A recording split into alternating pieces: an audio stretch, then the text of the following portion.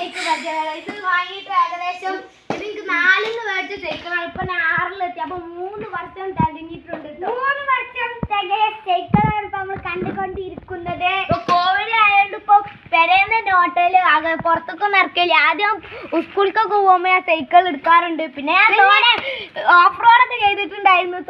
അതൊക്കെ അടിപൊളി സൈക്കിൾ. പക്ഷെ ഒരേ ഒരു കുഴപ്പമുള്ളൂ, ബ്രേക്ക് ഇല്ലാന്ന് ഒറ്റ ഒരു കുഴപ്പമുള്ളൂ. ഇന്നാ ഇവിടെ ചവിട്ടി പിടിച്ചാൽ നമുക്ക് ബ്രേക്കൊക്കെ ആക്കി ഇട്ടു. 2 ബ്രേക്കും ഇല്ല. വെല്ലിന്റെ അവസ്ഥ നിങ്ങൾ കണ്ടിട്ടില്ലേ? ഇവിടെയാണ് ഗായ്സ്, വെല്ലി ഇവിടെയാണ് നേരത്തിന് വരിക. പക്ഷെ ഇങ്ങനെയാണ് ഇപ്പൊ കിടക്കുന്നത്. വെല്ലൊക്കെ പൊട്ടി പോയിട്ടുണ്ട് ഗായ്സ്. അപ്പൊ നമുക്ക് അവളെ പൊന്നൂസിന്റെ വണ്ടിയെ പരിചയപ്പെടാം.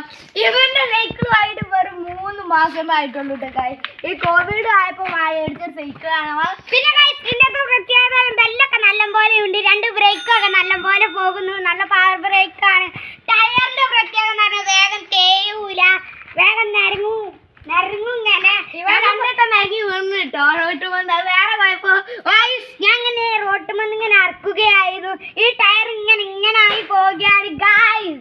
അപ്പൊ നമുക്ക് മറ്റു വണ്ടികളുടെ വിശേഷങ്ങൾ നോക്കാം. ഇത് എന്റെ സുന്നത്ത് കഴിച്ചപ്പോൾ മേടിച്ച 2 വണ്ടികളാണ്. ഇതിന്റെ ഇവന്റെ അമ്മ മേടിച്ചു കൊടുത്തതാണ്. ഇതിന്റെ റിമോട്ടിന്റെ വണ്ടിയാണ്.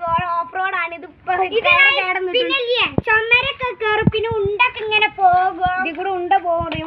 റിമോട്ടൊക്കെ പേടുന്നുണ്ട്. ഇതിന്റെ അമ്മ മേടിച്ചു കൊടുത്താണ്. പിന്നെ ഇതിന്റെ അമ്മ മേടിച്ചു കൊടുത്ത. ഇതാണ് ഏറ്റവും നല്ല ക്വാളിറ്റിയുള്ള. ഇതിമോ 200 ഓട്ടോയിലൊക്കെ ഉണ്ടെന്ന് 280 വെച്ചിട്ടുണ്ട്.